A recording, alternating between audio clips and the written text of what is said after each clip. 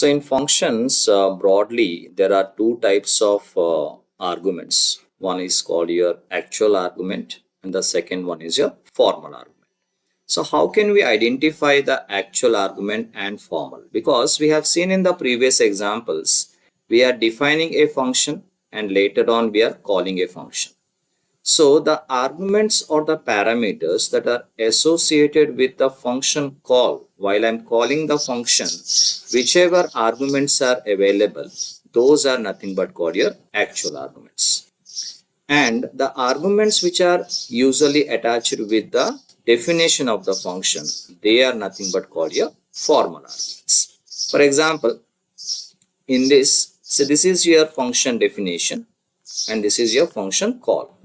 Now, here, this x and y, which are associated with the function call, they are nothing but known as your actual arguments. Whereas this a and b, which are attached with this function definition, these are nothing but called your formal arguments. So, actual arguments are always associated with function call, whereas your formal arguments are always attached with function definition. So in functions, the actual arguments can be of four categories. One is your positional arguments, keyword arguments, default arguments, and variable length argument. Let us start with the first one, that is your positional arguments. So what is positional argument? These are the arguments which are passed to a function and in the correct positional order. So here the position is most important or the order is most important here. Now let's say we are defining a function here. Say there are two arguments here, a and b. Now while I am going to call this function sub, it is compulsory that I am supposed to pass two arguments. But the order in which I am going to pass those arguments, they are making some difference here. Because we are calculating what here? A minus b. So now, let's say here we have taken two variables x and y which are set with 10 and 20. Now, when I'm calling this sub of x comma y, so just now we understood this x and y are nothing but your actual arguments. And this a and b are your formal. So the actual arguments, that is x value, is now copied into a.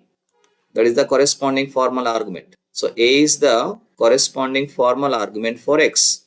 Similarly, b is the formal argument corresponds to y. So as a result, what happened? X value is copied into a and y value is copied into b. As a result, a has taken 10 and b has taken 20. So now when I'm trying to execute this function where I'm printing a minus b, so my output is minus 10 here. Now I'm calling the same function once again. Now this time we have changed the order, the position of this x and y. So we started with y followed by x. So now what has happened? The y value will be copied into a and the x value will be copied into b. As a result, this a minus b is going to be 20 minus 10 and the result what I'm going to get is 10. So here the position of x and y are making a difference in terms of what will be the output here.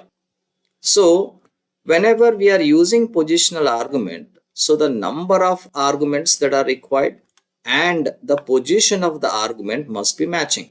Like we said, because this function requires two arguments, so you have to pass exactly two arguments and the order is something which is based upon the results are going to be produced by the function. Now, like if we have changed the order, like here initially we took x and y and in the second instance I have changed the order of the parameters of the arguments. Hence what is happening? The result is different for the first call and the second call. Now, if I am going to change the number of arguments, like here there are two arguments expected, so I have to pass exactly two arguments.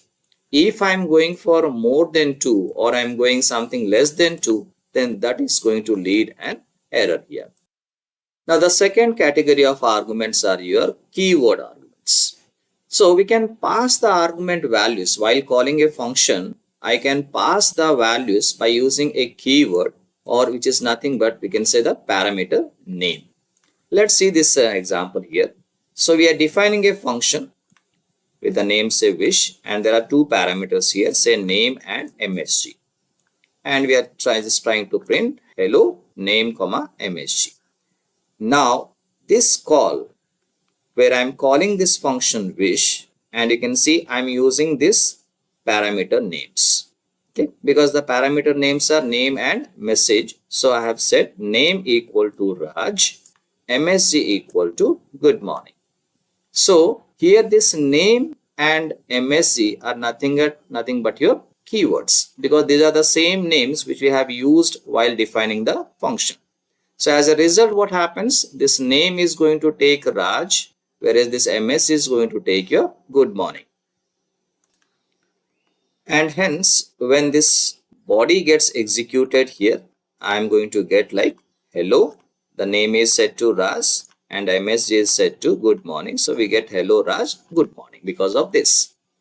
Now, in the second call, what we have done, we have changed the order of the keywords. I am going to write msg holding some value, say good morning, and name we set some Sanjay.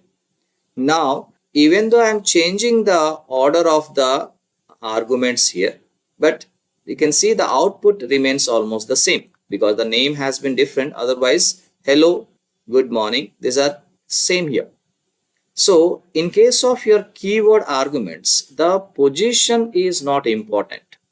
But one thing we have to ensure that the number of arguments must be matching. So, you can see the order is not at all an important part. Okay, rather number of arguments you must be matching with it. Now, along with this keyword arguments, we can also take the help of your positional arguments.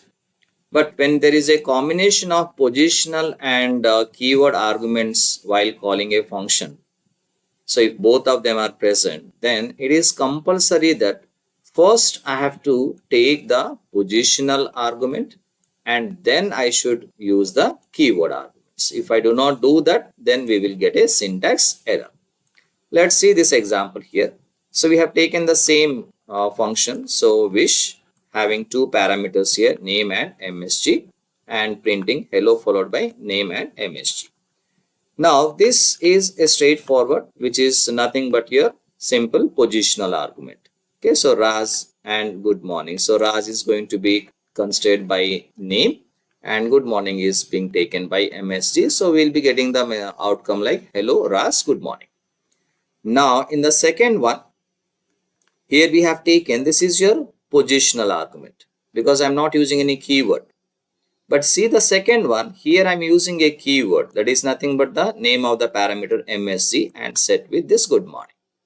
So here we have a combination of positional parameters and your keyword parameters or keyword arguments. So when you have combination of these two, then you must begin with the positional argument followed by the keyword. So now Sanjay is copied into name, whereas this msg we have set with good morning. So as a result, we are going to get hello Sanjay, good morning. Now, in case I am going to call the same function in this format. So what we have done here, so this is your keyword argument and this is your positional argument. So now the sequence is we started with keyword and then followed by positional. So when we do this, this is going to raise a syntax error because positional argument is following the keyword. So we cannot do this because in case of the combination of positional and keyword, first you have to write the positional argument followed by your keyword argument. Default arguments are some kind of arguments where suppose we do not want to supply any value to a function. So what we can do is we can set some default values for our positional arguments. So if we are not passing any value while calling that function or for that particular argument, then this default value will be considered. But if you are supplying some value of your own, then that value will be considered. Let's see the example. So here we are taking a function, let's say greet, and here this is your default parameter, default argument in fact. Okay, so we have taken name and what we have set here, world.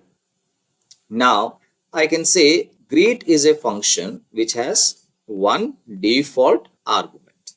Now while I call this function greet, you can see the first time I'm calling the greet function and I have not passed any argument. So when I do not pass any argument, so the default value of the parameter is taken, that is name is going to set with world. So as a result, we are going to get the output like hello followed by world. Now in the second call, we are calling the same function, but this time we have passed a value or a parameter. Now when you pass a parameter, then this default value will be overwritten by this value. So as a result, name is going to be John. So hence we are going to get the output like hello John. So because there is one default parameter, if you do not pass any arguments or parameters, automatically the default value is being considered. And if you are going to pass a value, then the original value of the default parameter is overwritten by this particular value. So let's see the second example here where I am taking multiple parameters. So here we take one parameter name, the second, this is your default parameter. So for the first time when I am calling this greet function with one parameter, which means this name is going to take up this John because this one is set with the default. As a result, we'll be getting what message is holding hello and the name is holding John, as the result is hello John. Now in the second call, we are using two parameters, which means the first parameter is going to be taken by this name and the second parameter message is going to override this hello with hi. As a result, I'm going to get message followed by name, that is hi followed by John. So when you have multiple parameters, then one thing we should be ensuring, if at all you have a combination of default and positional parameters, then you cannot write the default arguments at the beginning. Like you can see here, we have two arguments here. So my second argument has to be default. I cannot take the first argument as your default argument. Okay. So the rule is after writing default argument, you cannot take any non-default arguments. So this definition is not at all accepted. The reason is here I am writing a default argument as the beginning and then I am writing some positional argument. So I cannot write any non-default argument after your default. So if your function has multiple, let's say a function has four parameters, so four arguments, and you want to set some default values to two out of those four, then those two argument must be from right to left. I mean the third and fourth argument has to be set as default argument and leaving the first and second as positional argument. So the non-default argument must not be available after the default argument. In case of that, we'll be getting a syntax error.